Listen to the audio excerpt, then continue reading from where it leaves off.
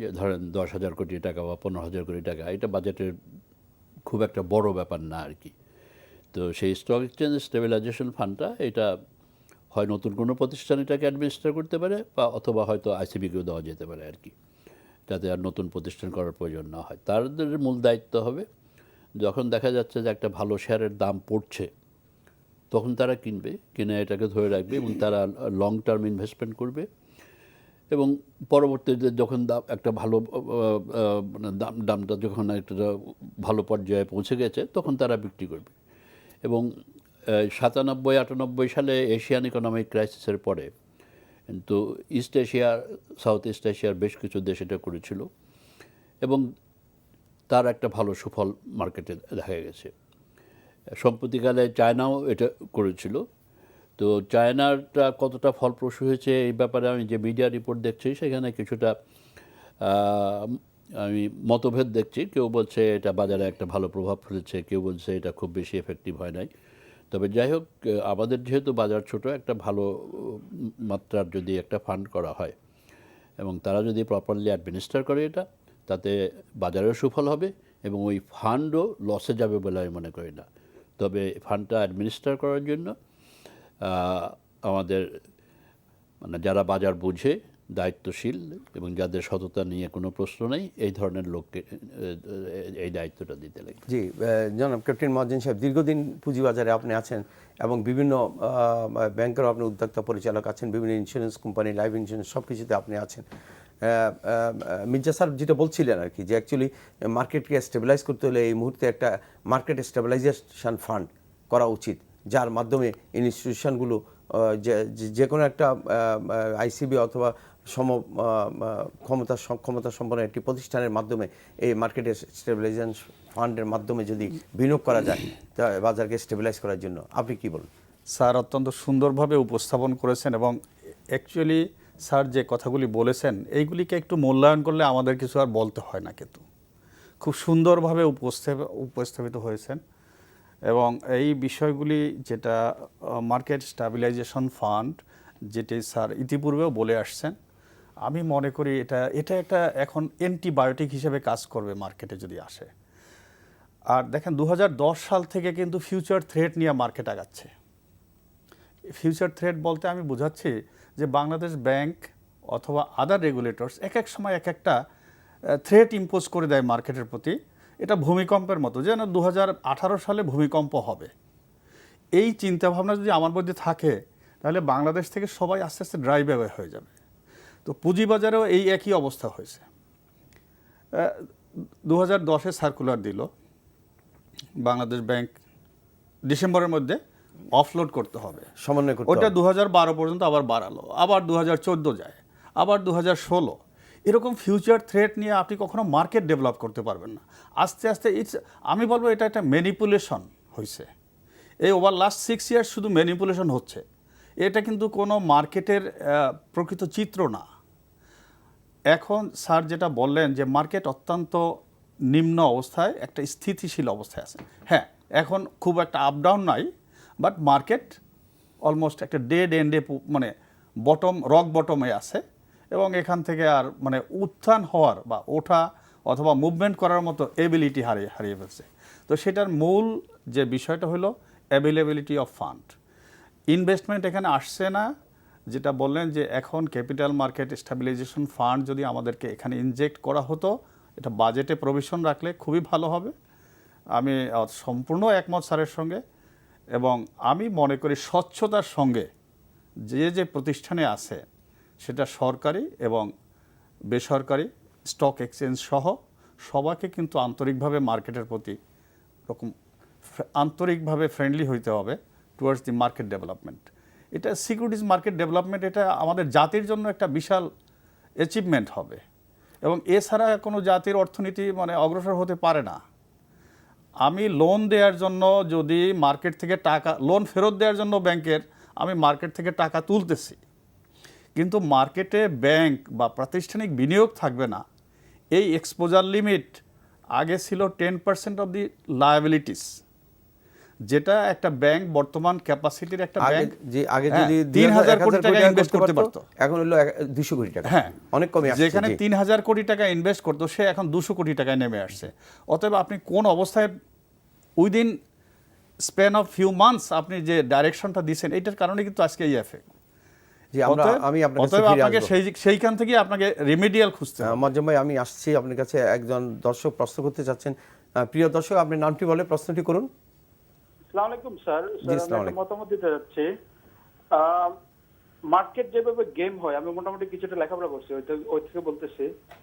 একজন market player ধরেন 100 কোটি টাকা যে কোনো একটা ইনভেস্ট করতে যাচ্ছে যে কোনো একটা শেয়ারে, সে 100 কোটি টাকা ফিল আপ না হওয়া পর্যন্ত সে মার্কেট আপ করবে না। তো এখন মার্কেটে যদি কোনো ধরনের শর্ট সেলের ব্যবস্থা করা যায়, তাহলে একটা লিকুইডিটি প্রোভাইড হবে, মানুষকে লসে সেল দিতে হবে না। কেউ শর্ট সেল করলে সে ওইখান থেকে অনেক কিছু কালেক্ট করতে পারবে, যখন তার কালেকশন শেষ হবে তখন সে মার্কেট আপ করবে। আমাদের শর্ট সেল না থাকার কারণে পৃথিবীর বিভিন্ন দেশে যেভাবে শর্ট সেল আছে, শর্ট সেল না থাকার কারণে সবাইকে লসে সেল করে নিচে পাবলিককে, তারপর বড় বড় প্লেয়াররা কালেক্ট করতেছে, তারপর মার্কেট আপ করতেছে। শর্ট সেল যদি না হয় তাহলে কিভাবে হবে? সবার এরকম লসে দিয়ে যেতে হবে। শর্ট সেলটা আনার ব্যবস্থা করা যায় নাকি? আমি আপনার জি জি, স্যার কিছু বলবেন? না, শর্ট সেল এটা এখানেই ইনফ্যাক্ট অন্য আলোচনায় কিন্তু এরকম সাজেশন এসছে।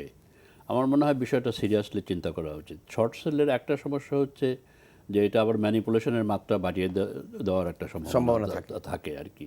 কাজেই কি সেফগার্ড দিয়ে আমি মনে করি এটা অ্যালাউ করা উচিত, কিন্তু তার আগে একটু মানে এটা যাতে ম্যানিপুলেশন না হয়, এটা যাতে মিসইউজ না হয়। সব স্টেক হোল্ডারদের সাথে আলাপ আলোচনা করে কি ধরনের সেফগার্ড দিয়ে শর্ট সেলটা অ্যালাউ করা যায় সেদিকে চিন্তা করা উচিত আর কি।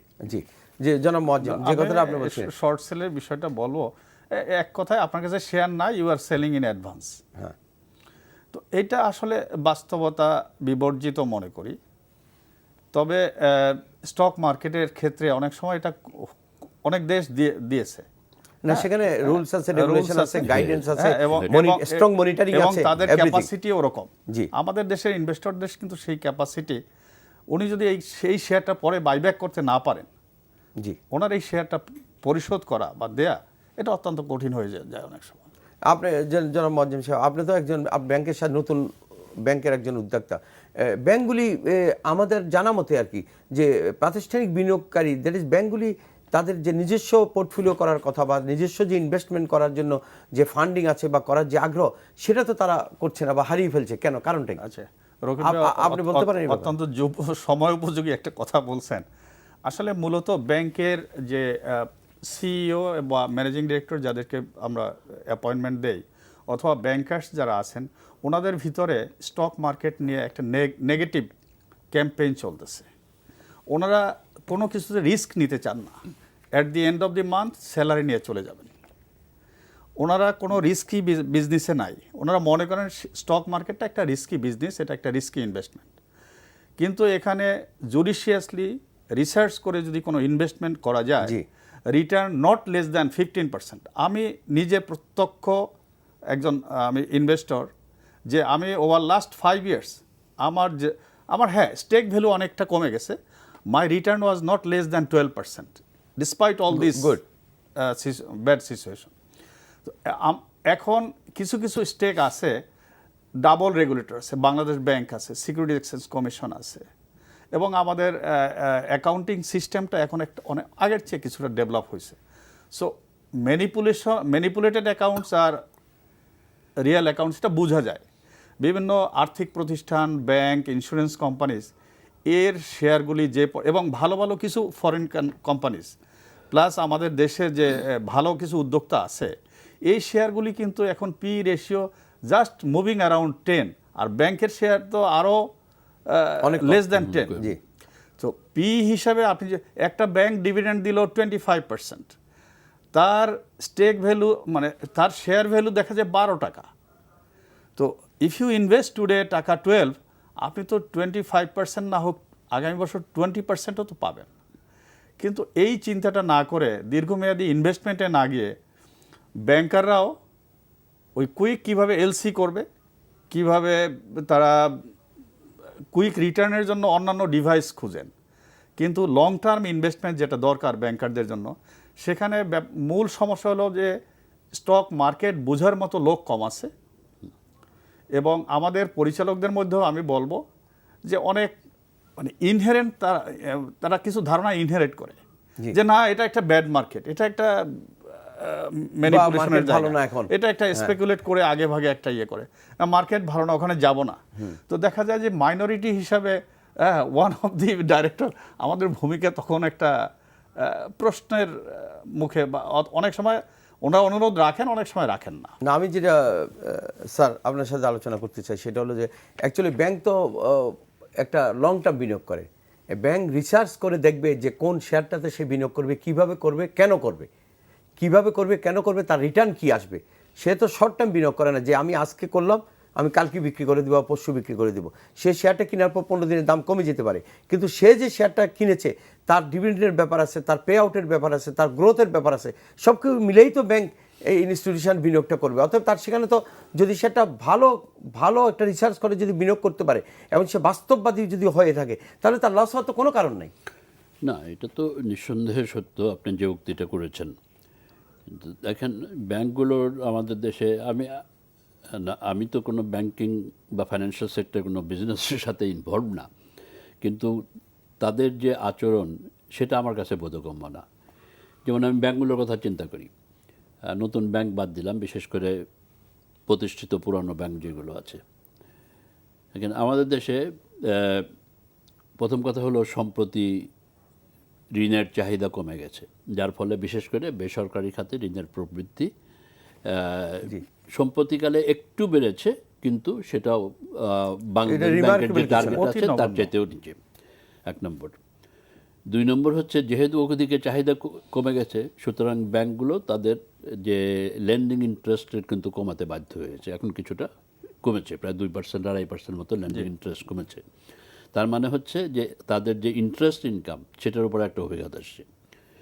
তৃতীয়ত আরেকটি বিষয় হচ্ছে আমাদের দেশে যে নন পারফর্মিং লোন যেটা, সেটার মাত্রা তো অনেক বেশি, যে অনেক অনেক অনেক বেশি। এমনি তো সার্বিকভাবে ব্যাংকিং সিস্টেমে বিশেষ করে রাষ্ট্রায়ত্ত ব্যাংকগুলোর তো একটা বিরাট ব্যাপার, সেখানে তো তাদের প্রায় 22% 25%। স্যার একজন দর্শক আছে, আমি একটু শেষ করে নিই এটা, যে কাজেই তাদের জন্যে এই স্টক মার্কেটে বিনিয়োগ করে তারা তো, আমি মনে করি যে আপনি যেটা বলেছেন, যদি একটু লং টার্ম ভিউ নেয় তাহলে তারা লাভবান হতে পারে অবশ্যই। তাদের যে নর্মাল ব্যাংকিং অপারেশনের চাইতে। তো আমার মনে হয় স্টক মার্কেটে বিনিয়োগ করলে তারা আরও বেশি লাভবান হতে পারে। স্যার আপনার কাছে আবার ফিরে আসবো। প্রিয় দর্শক, আপনার নামটি বলে প্রশ্নটি করুন। আসসালামু আলাইকুম। জি, আসসালামু আলাইকুম।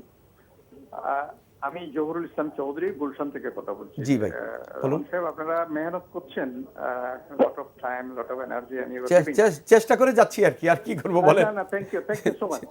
আপনি অনেক পুরানো মানুষ এবং আমাদের অ্যাডভাইজার সাহেব, এক্স অ্যাডভাইজার সাহেব অভিজ্ঞ মানুষ। আমার সংক্ষিপ্ত প্রশ্ন হলো যে আপনার লাইভ অনুষ্ঠান হয় টিভিতে অথবা বিভিন্ন জায়গায় হচ্ছে, তো হয় এটা হবে, এটা হতেই থাকবে। এখন প্রশ্ন হচ্ছে বাজেটের সময়, সামনে বাজেট, এই সময়ে আপনার এই যে ব্রোকারেজ অ্যাসোসিয়েশন আছে, আপনাদের বিএসসির বোর্ড আছে, সিএসসি বোর্ড আছে, মার্চেন্ট ব্যাংক অ্যাসোসিয়েশন আছে, তো এখান থেকে একেবারে আনরিপ্রেজেন্টেড থাকছে অথবা কিছু বলতে শোনা যায় না, সুযোগ পাচ্ছে না বোধহয়, এরকম একটা, নাকি ক্যাপিটাল মার্কেটটা একদম এই সমস্ত এজেন্ডার বাইরে পড়ে গেল নাকি?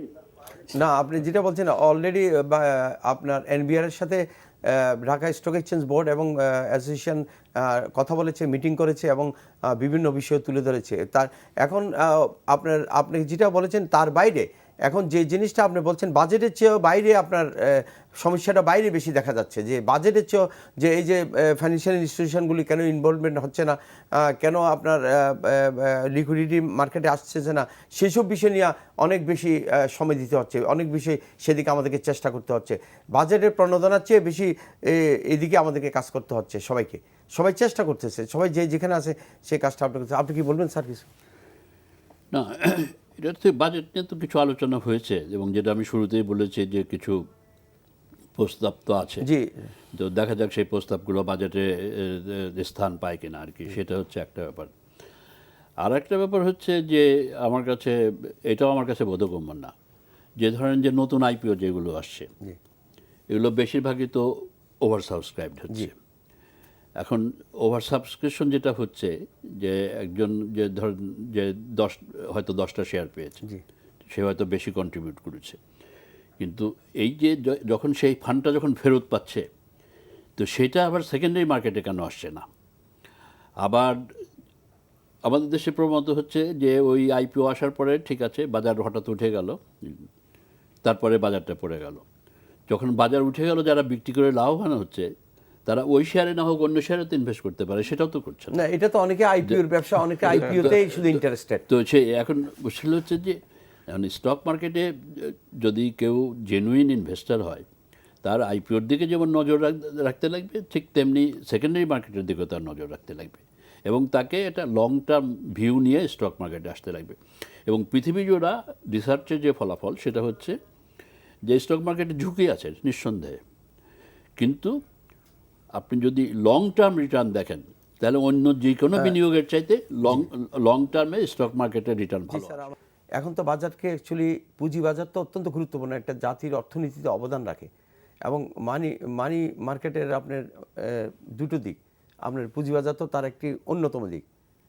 মনিটারি পলিসিতে আপনার money market and capital market, তো ক্যাপিটাল মার্কেটকে অবহেলা করে, ক্যাপিটাল মার্কেটকে একেবারেই কোনো গুরুত্ব না দিলে, তাহলে ভবিষ্যতে যে আমরা যে জিডিপি যে 7 বা 7+8-এর স্বপ্ন আমরা দেখছি, যেখানে বড় বড় ইন্ডাস্ট্রি হবে, বড় বড় আপনার আপনার পাওয়ার প্ল্যান্ট হবে, যেখানে ইনফ্রাস্ট্রাকচার হবে, সেখানে টাকাটা কোত্থেকে আসবে? শুধু ব্যাংক থেকে টাকা নিয়ে তো আপনার ইন্ডাস্ট্রি করা যাবে না, শুধু সরকার সব কাজ করবে তা তো ঠিক না। তা আমরা কিভাবে এটাকে আপনার এগিয়ে নেওয়া যায়, কীভাবে এটাকে গুরুত্ব দিয়ে কীভাবে এটাকে স্টেবিলাইজ করা যায়? এখানে গুরুত্ব দেওয়ার ব্যাপারে প্রথমত আমার মনে হয় যে সর্বোচ্চ পর্যায়ের নীতি নির্ধারকদের কাছ থেকে জি, একটা পজিটিভ সিগন্যাল এবং পাবলিক প্রনাউন্সমেন্ট যে তারা চান যে ক্যাপিটাল মার্কেটটা ডেভেলপ করুক, এটা হলো প্রথম প্রয়োজন। দ্বিতীয়ত যেটা করা উচিত, যে আমরা তো আগে একটা কারেন্ট সিচুয়েশন থেকে বের হওয়ার জন্য এই স্টক এক্সচেঞ্জ স্টেবিলাইজেশন ফান্ডের কথা বলেছি, কিন্তু সেটা ছাড়াও আমি মনে করি যে সরকারি কোম্পানি যেগুলো আছে, জি, ভালো কোম্পানি, সেগুলো বাজারে আসা উচিত, এবং সেগুলোর একটা অংশ হলেও, এবং যেমন আমি বলি যে মালয়েশিয়া স্টক মার্কেটে আপনি দেখবেন যে more than 40% of market capitalization এটা কিন্তু সরকারি ইভেন সরকার 10% শেয়ার ছেড়ে, অনেক সময় 50% শেয়ার, 40%, 60% শেয়ার ছেড়ে দিচ্ছে। ওভারঅল মার্কেট ক্যাপিটালাইজেশনের প্রায় 40% গভর্নমেন্ট কোম্পানি। এখন সেটা আসলে কিন্তু গুরুত্বটা বাড়বে এক নম্বর, মানে, এবং একটা তো সিগন্যালও যাবে মার্কেটে যে সরকার এটাকে গুরুত্ব দেওয়ার জন্যে তারা নিজেদের স্টক এখানে ছাড়ছে, এক নম্বর। 2 নম্বর হচ্ছে যে মানে সাধারণ বিনিয়োগকারী যারা, তারা সরকারি শেয়ারে বিনিয়োগ তাদের ব্যাপারে একটু আস্থা বেশি থাকবে, কাজে তারা বিনিয়োগে আগ্রহী হবে, যে সেটা করা উচিত।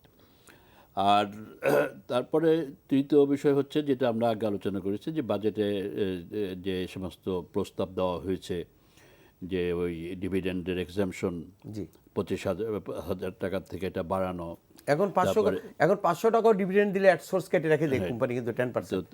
তারপরে যে ডাবল ট্যাক্সেশনের যে ব্যাপার যেটা আছে সেটা, তারপরে ইয়েতে স্টক এক্সচেঞ্জগুলোর বা ব্রোকারেজদের যে কমিশনের উপরে যে ট্যাক্স আর কি, এখন তো এটা খুবই খারাপ অবস্থায় আছে আর কি, লায়াবিলিটিস অনেক বেশি, সেটাও রেট কমানো বা করা, তো ইত্যাদি এই বিষয়গুলো আনা উচিত আর কি। মানে সরকারকে অত্যন্ত পজিটিভলি দেখতে হবে আর কি প্রত্যেকটা ব্যাপার আর কি। জনাব মজ্জুম ভাই, যে আপনি বলছিলেন যে আমি প্রথমত একটা বিষয় বলবো, বাংলাদেশ ব্যাংক কিন্তু এখনো মানে ক্লিয়ার করতে হবে বিষয়টাকে। হ্যাঁ, সরি, আমি একটু সেটা হচ্ছে যেটা আমরা আগে আলোচনা করেছিলাম আর কি কিছুটা, যে এই যে ডেফিনিশন অফ এক্সপোজার ব্যাংকগুলোর। স্যার একটা টেলিফোন আছে স্যার, আমরা টেলিফোনটা নিই স্যার। প্রিয় দর্শক, জি আপনার নামটা বলে প্রস্তুতি করুন। আমি চট্টগ্রাম থেকে আশরাফ বলছিলাম। জি বলুন ভাইয়া। আমার মনে হয় যে এছাড়া অনেক ক্ষুদ্র সূক্ষ্ম বিষয় আছে যেগুলি খেয়াল করা দরকার। যেমন ধরেন মাইনাসে সেল দিয়ে দোকানের হাউসে অনেকে আছে যে আরো মাইনাসে কিনে নিচ্ছে মালটা, তারপরে ধরেন 2,000 টাকা করে কিনে প্রফিট করে ফেলতেছে। আমার প্রশ্ন হচ্ছে এই ছিদ্রটা বন্ধ করতে হলে আপনাকে ফার্স্ট করতে হবে যে প্রত্যেকটা ইন্ডিভিজুয়াল যে গ্রাহক আছে তাদের নাম্বার থেকে সেলটা দিতে হবে। এখানে একটা নাম্বার থেকে যখন আপনি 36,000 সেল বিক্রেতার সেল দিবেন, তখন সে কোনটা কারটা সেল দিচ্ছে, এখানে অনেক যে চাকরি করতেছে যে স্টাফটা, সেই এখানের মধ্যে এই কাজটা করতে পারে। যেমন ধরেন 2 টাকা করে প্রফিটে কিনা আছে কোনো একটা আইটেম, সে দেখলো যে এখানে মার্কেটে এইটা বিক্রি করে দিতে, এখন আমি 2 টাকা করে প্রফিটটা তুলে নিই, পরবর্তীতে আমি এটা আরো 4 টাকা নিচে নেমে গেলে আমি কিনে নিয়ে আবার দেখাই দিব আপনার জিনিসটা ঠিকই আছে আপনার অ্যাকাউন্টে। এই ধরনের অনেক ধরনের ব্যাপার স্যাপার এখনো ঘটতে পারে, সম্ভাবনা আছে আমি বলতেছি। সেই জন্য মনে করা ধরেন প্রত্যেকটা গ্রাহকের ইন্ডিভিজুয়ালি সেলিং সিস্টেমটা করতে হবে, যাতে আমার জিনিসটা আমি লং রানে এখানে ইনভেস্ট করলাম, এখন আমি দেখা যাচ্ছে আমি বিক্রি করলাম না, অথচ 7 বার এই মালটা বিক্রি হয়েছে, এটা আমি প্রমাণ করবো কিভাবে আর বুঝবো বা কিভাবে? আর যে জিনিসের দামই তো বাড়তেছে না এই জন্য, কারণ কি সবসময় দেখতেছি সেল আর সেল, কে সেল? জি আমি জি জি থ্যাংক ইউ। আমি প্রশ্নটা বুঝতে পেরেছি যে উনি বলার চেষ্টা করছেন যে অনেক সময় দেখা যাচ্ছে একজন গ্রাহক, একজন ইনভেস্টর জানেনই না তার অ্যাকাউন্টে শেয়ার আছে, ওইখানে যে অপারেট করে সে ওইটা একটু বাড়লে বিক্রি করে দিয়ে পরে আবার কমলে কিনে ওই অ্যাকাউন্টে রেখে দেয়। এইভাবে যদি চলতে থাকে তাহলে তো অ্যাকচুয়ালি উনি ঠিকই বলেছে, যারা লং টার্ম অমনিবাস অ্যাকাউন্ট তো বন্ধ করে দেওয়া হয়েছে, কিন্তু তারপরে উনি সন্দেহ প্রকাশ করছেন যে অনেকের অনেক অ্যাকাউন্ট আছে, একটা হাউসে 2,000 1,000 4,000 অ্যাকাউন্ট আছে, তার মধ্যে হয়তো 100-150 অ্যাক্টিভ আছে। কিন্তু এখন তো এটা সম্ভব না, কারণ ওনার অ্যাকাউন্টে যদি বাই সেল হয়, ওনার অ্যাকাউন্টে লাভ অথবা লস হবে। জি, তো ওনার অ্যাকাউন্ট থেকে ট্রান্সফার করার তো কোনো সিস্টেম নাই। না এটা তো এটা অথরাইজেশন ছাড়া এটা কেমন করে এখানে আমাদের বিনিয়োগকারী যে কথাটা বলছেন সেটা আমি অনেকে আশ্বস্ত করতে চাই যে আইনের যে কড়াকড়ি এবং যে কমপ্লায়েন্স পালন করে যে ট্রেডিংটা যারা করতে হয়, যাদেরকে করতে হয়, তারা ঠিক এইভাবে করার সুযোগ খুব কম। তারপরে যে 2-1টা হচ্ছে না আমরা সেটা বলবো না, বাট আমি মনে করি সেটা ব্রোকার হাউসগুলি যারা স্পেসিফিক কোনো থাকলে এটা এসএসসি কে যাবা স্ট্রাকচারগুলো জানানো উচিত। জি স্যার, আপনি ডেফিনিশনের কথাটা বলছিলেন। আমি একটা যেটা কথা বলছিলাম সেটা হচ্ছে যে বাংলাদেশ ব্যাংকের যে ওই যে 25% এখন যেটা আছে আর কি, paid up capital and reserve আর কি, তো সেটা 25% অফ হোয়াট, মানে 25% অফ এটা, কিন্তু এটার মধ্যে আমি 25%-এর মধ্যে কোন জিনিসগুলো ইনক্লুড করছি আর কি।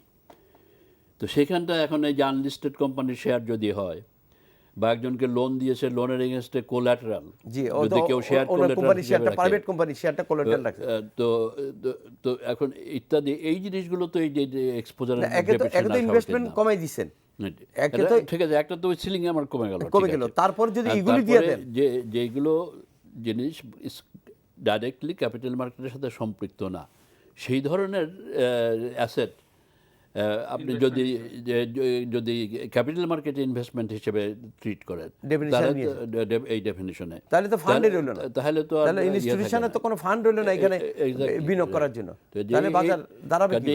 এটাকে আমার মনে হয় রিভাইজ করা উচিত।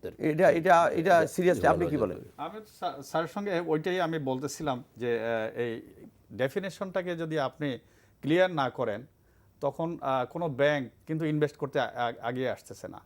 দ্বিতীয়ত আপনি দেখেন প্রত্যেকটা ব্যাংকের ডাইভার্সিফিকেশন অফ দেয়ার বিজনেস, এই যে পলিসিগুলি অ্যাডাপ্ট করার জন্য সেন্ট্রাল ব্যাংকের যে কিছুটা রেগুলেটরি ভূমিকা থাকে, এখানে আমি পলিসি লেকিং অনেকটা দেখতেছি।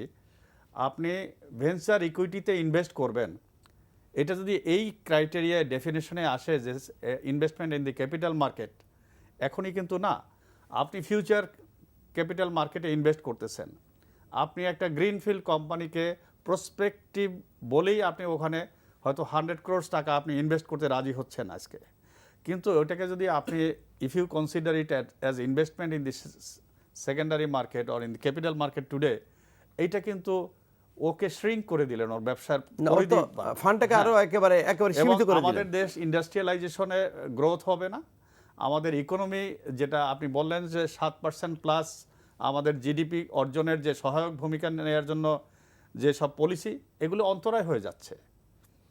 অতএব বাংলাদেশ ব্যাংকের যে ভূমিকাগুলি আরও একটু রিসার্চ বেসড হইলে আমার কাছে মনে হয় মার্কেট ডেভেলপমেন্টের জন্য অনেক স্কোপ আছে, স্কোপ ডেভেলপ হবে। না আমার মনে হয় যেটা স্যার, আমি যেটা মনে করি যে অ্যাকচুয়ালি বিশেষ করে মিনিস্টার অফ ফাইন্যান্স এবং বাংলাদেশ ব্যাংকের একটু বাজারমুখী হতে হবে, একটু অ্যাটলিস্ট একটু ক্যাপিটাল মার্কেটকে গুরুত্ব দিয়ে একটু বাজারমুখী হতে হবে।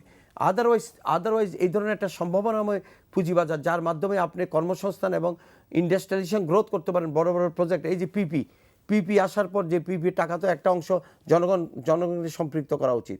আপনি যত বড় বড় ব্রিজ করেন, যত বড় পাওয়ার প্ল্যান্ট করেন, সবগুলি তো আপনি নিজের টাকায় অথবা শুধু লোন নিয়ে তো করতে পারবেন না। তাতে তো আপনার লোনের ইন্টারেস্ট, আপনার লাইবিলিটিস তো বেড়ে যায়, বাজেটে রিপেমেন্ট লাইবিলিটিস তো অনেক বেড়ে যায়। তো সেখান থেকে যদি বাঁচতে হয় তাহলে তো এখানে আসতে হবে। আমাদের যে এখন যে পরিস্থিতি দাঁড়াচ্ছে ফিসক্যাল সাইডে, জি যে এই ইন্টারেস্ট লায়াবিলিটি জি অনেক বেড়ে যাচ্ছে, জি অনেক বেড়ে যাচ্ছে, অনেক বেড়ে এবং যাচ্ছে। এখন আমাদের যে রাজস্ব বাজেট যেটা, এটা রাজস্ব বাজেটের প্রায় 22-23% কিন্তু যায় শুধু ইন্টারেস্ট পেমেন্টে।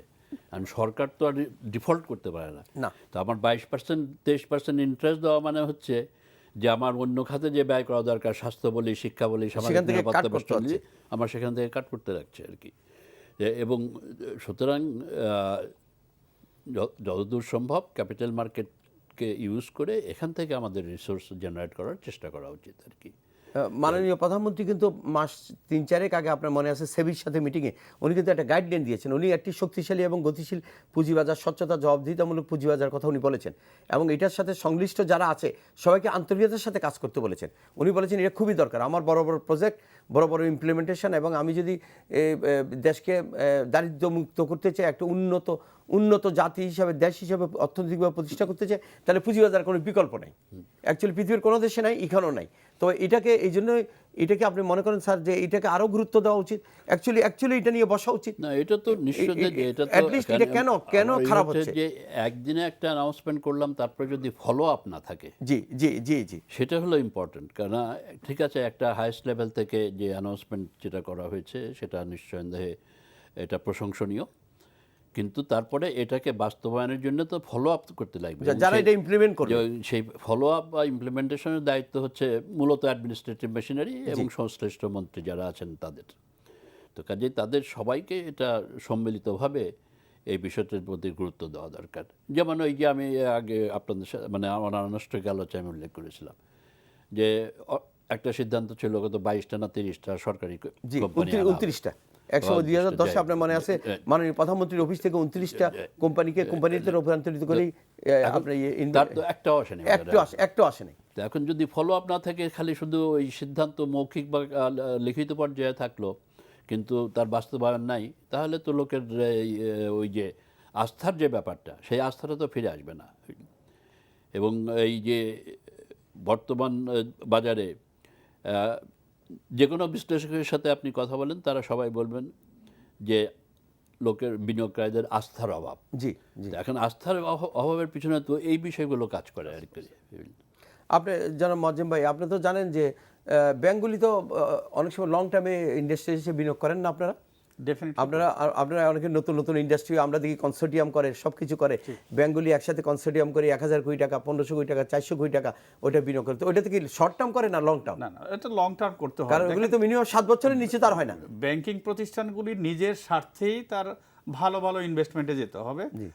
মনে করেন বর্তমানে ক্যাপিটাল মার্কেট এমন একটা জায়গা হয়ে দাঁড়াচ্ছে যেখান থেকে ভালো ইনভেস্টমেন্টের রিটার্নের সুযোগ আছে, অবশ্যই। অতএব তাদের স্বার্থেই তারা যাবেন। কিন্তু তারা অপেক্ষা কি কারণে করছেন এটা আপনার আমার কাছে হয়তো বোধগম্য না হইলেও কিছু কিছু ফরেন ইনভেস্টর কিন্তু তারা কিন্তু মার্কেটে আসেন, তারা কিন্তু কখনো লস করেন না। না, ফরেন ইনভেস্টররা কিন্তু কখনো লস করছেন না। লং টার্ম ইনভেস্টমেন্টে কোনো ভালো শেয়ার, যে আপনার যে শেয়ারটা রিসার্চের মাধ্যমে, সম্পূর্ণভাবে রিসার্চের মাধ্যমে সে যে তার আয় এবং আগামী 5 বছরে কি হতে পারে, 7 বছরে কি হতে পারে, এগুলি একেবারে কনফার্ম হয়ে যে বিনিয়োগ করবে, তার লস হওয়ার সম্ভাবনা কোথায়? এবং একটা দুর্বলতা আছে আমাদের দেশে, দেখেন ইদানিং কিছু আইপিও আসছে, আপনি 15 টাকা 20 টাকা করে প্রিমিয়াম দিচ্ছেন, ওই শেয়ারটা হয়তো 25 টাকা বা 30 টাকায় পাবলিক আইপিওর মাধ্যমে নিয়েছে, ওটাকে শুরুতে লাফালাফি করে 50 টাকা পর্যন্ত গেছে বা 60 টাকা পর্যন্ত গেছে, এখন আবার 12 টাকা 11 টাকায় চলে আসছে। What is the basic of this story? Security exchange commission অথবা যারা ইস্যু ম্যানেজার ছিলেন ওনাদের ভূমিকা কি? শুধু বলা হচ্ছে যে securities exchange commission, the decision of security exchange commission is final, but they have to shoulder the responsibility as well. না, বাংলাদেশ সিকিউরিটি এক্সচেঞ্জ কমিশন কিন্তু এক ক্যাটাগরিতে আছে এবং লোকবলও আছে এবং যথেষ্ট আইপিওর ক্ষেত্রে অনেকগুলি পরিবর্তন এনেছে, যুগান্তকারী পরিবর্তন অনেকগুলি এনেছে। আস্তে আস্তে এগুলি আমার মনে হয় যে এগুলিও আস্তে আস্তে অনেকটা ঠিক হয়েছে এবং তাদের সার্ভিলেন্স মনিটরিং এখন অনেক স্ট্রং আগের চেয়ে, এবং সেটা ঢাকা স্টক এক্সচেঞ্জ ডিমোনেটাইজেশন হওয়ার পরও তাদেরও সার্ভিলেন্স সব কিছু আছে। এখন তো কমপ্লায়েন্স, রুলস, রেগুলেশন, ওভারসি করা সবই তো ঠিক আছে। এখন তো শুধু দরকার হলো ডেলিভার করা এবং সেখানে আমি মনে করি যে বিশেষ করে সরকারের তরফ থেকে, মাননীয় অর্থ মন্ত্রণালয়ের তরফ থেকে মাননীয় অর্থমন্ত্রী একটি যুগোপযোগী একটি প্রো ক্যাপিটাল মার্কেট বাজেট দেওয়া, মানে ক্যাপিটাল মার্কেটকে গুরুত্ব দিয়ে বাজেটে কিছু পেশ করা। ডেফিনেটলি ওইটাই যে মাননীয় মানে প্রাইম মিনিস্টার যে কথাটা বলেছেন, জি, তার আলোকে ওনার সদিচ্ছাটাকে বোল্ড করে বিভিন্ন ডিপার্টমেন্ট কাজ করবেন। স্যার যেটা বললেন এক্স্যাক্টলি, এক্সিকিউটিভসদের কাজ হলো এগুলিকে ফলো আপ করে একটা কাঙ্ক্ষিত পর্যায়ে নিয়ে আসা, এবং তারা সুপারিশ করে এটাকে বাস্তবায়ন করবেন। এটাই তো আমরা কামনা করি। এর বাইরে আমাদের আর কি বলার? স্যার, আপনি তো রিসেন্টলি দেখেছেন সৌদি আরব তার ক্যাপিটাল মার্কেটকে রিঅর্গানাইজ করছে, কারণ আরামকোর 5% শেয়ার তারা অফলোড করতেছে এবং তারা চাচ্ছে যে তেলের উপর নির্ভরশীলতা কমাইয়া ইন্ডাস্ট্রিয়ালাইজেশনের মাধ্যমে তারা আপনার দেশকে একটা অগ্রগতি এবং অর্থনৈতিক সচ্ছল অগ্রগতি আনতে চাচ্ছে, এবং সেখানে তারা ক্যাপিটাল মার্কেটকে অত্যন্ত গুরুত্ব দিয়েছে। আর চায়নাও আপনি দেখেছেন, চায়নার যে ডিবেকেলের পর চায়না কাছে, নিউ ইয়র্ক স্টক এক্সচেঞ্জের কাছে, আমেরিকান কাছে, ফেডের কাছে তারা লিখেছে যে তোমরা যে 2009-তে যে তোমাদের যে বিপর্যয় ঘটেছিল 7-8-এ, ওই বিপর্যয় তোমরা কীভাবে উত্তরণ করেছো সেটা আমাদেরকে একটু হেল্প করো। আমরা পারছি না, বাট আমরা কিভাবে করতে পারি, আমাদেরকে একটু সহযোগিতা করো। তাহলে দেখা যাচ্ছে পুঁজিবাজারটা তো আলোচনা হচ্ছে চায়নার সাথে, ব্রিটেনের সাথেও তারা কিছুটা আলোচনা যাচ্ছে, ইউকের সাথে, এবং সেখানে তাদের ওই একটা চিন্তা ভাবনা হচ্ছে যে যেমন ইউকেতে যেমন একটা ফাইন্যান্সিয়াল সার্ভিসেস অথরিটি আছে, জি, যে যারা এন্টায়ার ফাইন্যান্সিয়াল সেক্টরের সুপারভিশন এবং ইত্যাদি, তো সেই অভিজ্ঞতাটা চায়নাতে কিভাবে এটাকে ইমপ্লিমেন্ট করা যায়, আরও কিছু যেমন কোরিয়াতে এরকম একটা আছে। জি জি। তো যাতে করে ওই যে এখন আমাদের দেশে যে সমস্যা হয় যে এই ধরনের স্টক মার্কেটের সাথে সংশ্লিষ্ট যে রেগুলেটরি অথরিটি যেগুলি আছে, যেমন insurance development regulatory authority, register of joint stock companies, securities exchange commission, BRC, Bangladesh bank, BTRC বা বিইআরসি ইত্যাদি। এখন এইগুলোর মধ্যে তো সমন্বয় অনেক কম আর কি, অনেক কম। সমন্বয়টা খুবই প্রয়োজন, সেদিকটাও আমার মনে নজর দেওয়া দরকার আর কি। জি, মজ্জবা, আমরা শেষ পর্যায়ে, আলোচনার শেষ পর্যায়ে আছি। আমি স্যারের সঙ্গে আপনি কি বলতে চান? এই যে প্রতিষ্ঠানগুলি যদি ওনাদের মানে আকাঙ্ক্ষা প্রকাশের জন্য ফলো আপ করেন এবং এর বাস্তবায়নটা যাদেরকে দিয়ে করানোর কথা, সেই সমগ্র সেক্টরগুলিকে কোঅর্ডিনেট করে তারা বাস্তবায়নে যান, তাহলে আমরা মার্কেটে সুফল পাবো এবং এই সুফল জাতি এবং দেশ পাবে, দেশ এবং জাতি পাবে। এই ক্যাপিটাল মার্কেটের যে বেনিফিট যেটা আসার কথা সেটা পাবে, এবং ইনফ্রাস্ট্রাকচারাল ফ্যাসিলিটিস বলেন, এনার্জি সেক্টর বলেন, যে সব সেক্টরে গভর্নমেন্টের যে বিভিন্ন ইনভেস্টমেন্ট দরকার, এই পুঁজিবাজার থেকেই আহরণ করা সম্ভব, এবং এই বাজার থেকেই সরকার বিভিন্নভাবে উপকৃত হতে পারবে, দেশের মানুষ উপকৃত হবে। আমি মনে করি যে স্যার আমরা শেষ পর্যায়ে আছি, আপনি কি আশাবাদী? ইনশাল্লাহ আশাবাদ পোষণ করা ভালো, আমি তো আশাবাদী হতে চাই। তা আমরা দৃঢ়ভাবে বিশ্বাস করি যে মাননীয় অর্থ মন্ত্রণালয় অত্যন্ত গুরুত্ব দিবেন। আমরা আলোচনার শেষ পর্যায়ে আপনাদেরকে স্টুডিওতে আসার জন্য অসংখ্য ধন্যবাদ জানাচ্ছি এনটিভির পক্ষ থেকে, মার্কেট ওয়াচের পক্ষ থেকে। প্রিয় দর্শক, এখন আপনারা আলোচনা শুনলেন এবং আমরা দৃঢ়ভাবে বিশ্বাস করি যে এই সম্ভাবনাময় একটি পুঁজিবাজারকে সাপোর্ট দেওয়ার জন্য বিশেষ করে মাননীয় অর্থ মন্ত্রণালয়ের মাননীয় অর্থমন্ত্রী, Bangladesh bank, Bangladesh security exchange commission, IDRA, BRC এবং যারাই এটার সাথে সংশ্লিষ্ট আছেন, বাংলাদেশ ব্যাংক, সবাই মিলে আসুন আমরা এই একটি শক্তিশালী এবং সমৃদ্ধশালী এবং জবাবদিহিমূলক পুঁজিবাজার গড়ে তুলি, যে পুঁজিবাজারের মাধ্যমে কর্মসংস্থান হবে। এবং এই পুঁজিবাজারকে যারা অবহেলা করছে তাদের প্রতি আমাদের নিবেদন যে এটাকে অবহেলা করা যাবে না, এটাকে কিভাবে সুন্দরভাবে গড়ে তুলে এটার মাধ্যমে কর্মসংস্থান এবং আপনার ইন্ডাস্ট্রিয়ালাইজেশন এবং বড় বড় প্রজেক্ট করা যাবে, সেদিকে আসুন আমরা নজর দিই। এতক্ষণ আমাদের সাথে থাকার জন্য আপনাদেরকে ধন্যবাদ এবং কৃতজ্ঞতা জানাচ্ছি। আগামীকাল একই সময়ে আবার আপনাদের সাথে দেখা হবে, এই আশাবাদ ব্যক্ত করে এই অনুষ্ঠান এখানে শেষ করছি। আসসালামু আলাইকুম।